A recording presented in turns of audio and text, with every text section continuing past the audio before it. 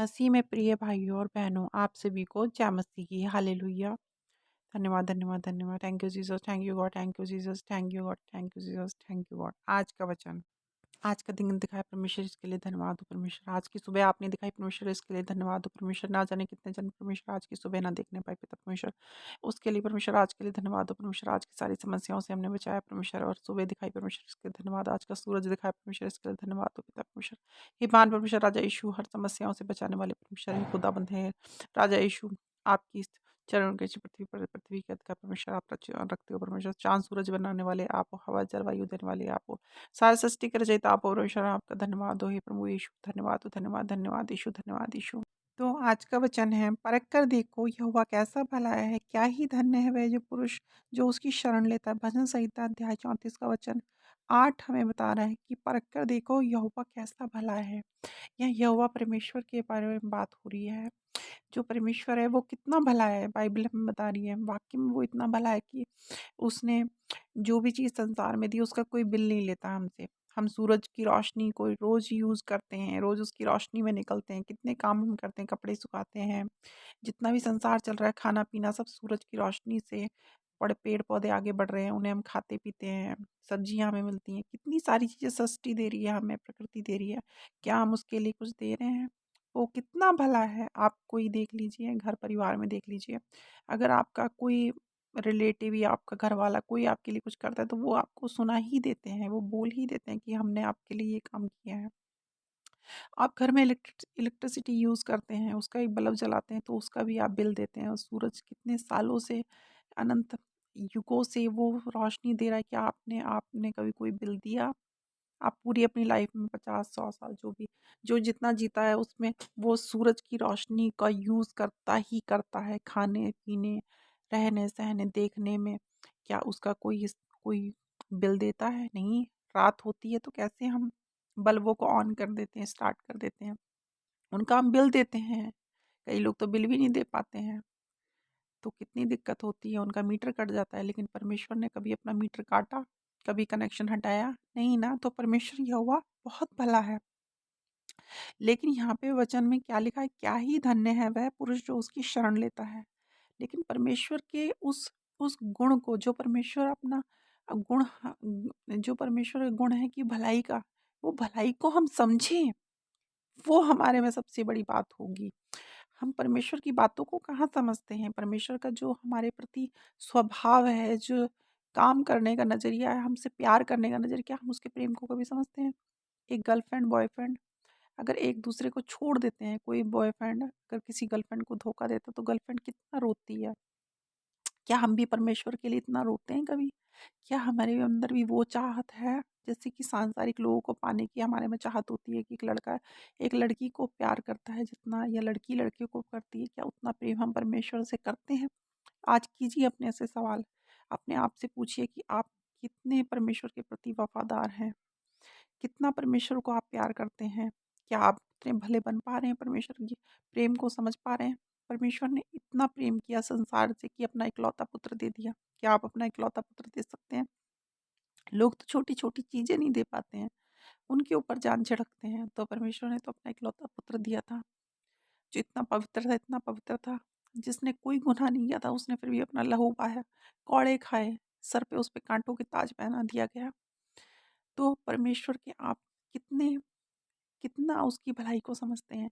आज ये सवाल है। आप ये अपने आप से सवाल पूछिए कि आप कितना परमेश्वर को समझते हैं? तो आप परमेश्वर को समझें, वचनों को समझें और वचनों में आगे बढ़ें। वचनों की पवित्रता को समझें, वचनों को सुनें ही नहीं, वचनों को धारण भी करें। वचनों के अकॉर्डिंग जीवन को जीना सीखें, चाहे थोड़ा ही स्टार्टिंग रहे स्टार्टिंग में। वचनों में आगे बढ़ें और वचनों को समझें। तो अब प्रार्थना हम करेंगे। आइए प्रार्थना में चलते हैं। धन्यवाद, धन्यवाद, धन्यवाद। Thank you Jesus, thank you God, thank you Jesus, thank you God परमेश्वर, आज सुबह के लिए प्रार्थना परमेश्वर।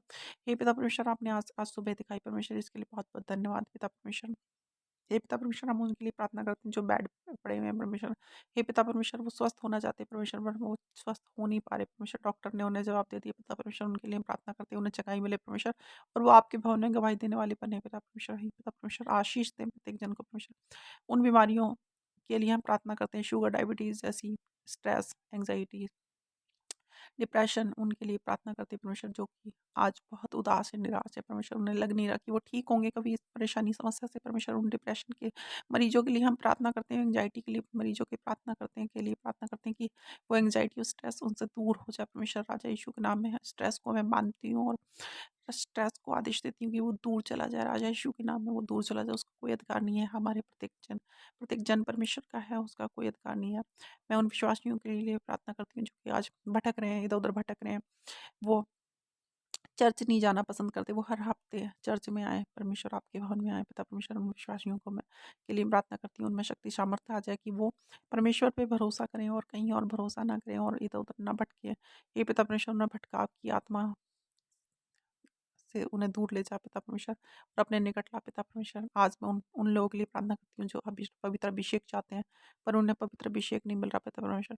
उन पे दया कर और पवित्र अभिषेक कर पिता परमेश्वर। हे पिता परमेश्वर, मैं उन लोगों के लिए प्रार्थना करती हूँ आज जो फाइनेंस, जिनका ब्लेस नहीं है परमेश्वर, जो आर्थिक समस्या से आज जूझ रहे हैं परमेश्वर। हे पिता परमेश्वर, जिन पे बहुत सारा कर्जा हो चुका है पिता परमेश्वर, उन्हें उस कर्ज से छुटकारा दे पिता परमेश्वर, उनका कर्जा चुकाया जाए परमेश्वर। राजा यीशु के नाम में पिता परमेश्वर, आपने परमेश्वर अपने लहू से बहुत कर्जा चुकाया पिता परमेश्वर। हमारी सारी चंगाई आपके लहू से मिलती है पिता परमेश्वर। हे पिता परमेश्वर, उसी तरह उनकी कर्जे की छुटकारा हो पिता परमेश्वर।